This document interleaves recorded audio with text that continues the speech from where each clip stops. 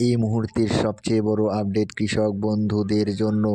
এতদিন ধরে যা কৃষক বন্ধুরা অধীর আগ্রহে অপেক্ষা করছিলেন, সেই অধীর আগ্রহের অবসান ঘটালেন মুখ্যমন্ত্রী মমতা বন্দ্যোপাধ্যায়।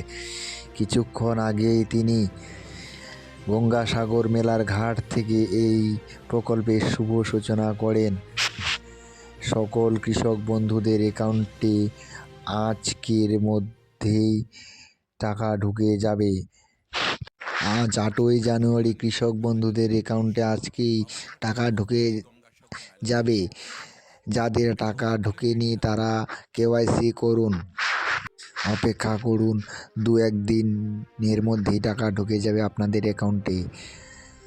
আজকে কিছু সংখ্যক লোকের টাকা ঢুকবে, কালকে কিছু সংখ্যক লোকের টাকা ঢুকবে, এইভাবে আস্তে আস্তে টাকাটা ঢুকে যাবে। চিন্তার কোনো কারণ নেই যাদের অ্যাকাউন্টে অ্যাকাউন্ট ভ্যালিড বলে লেখাটা আছে।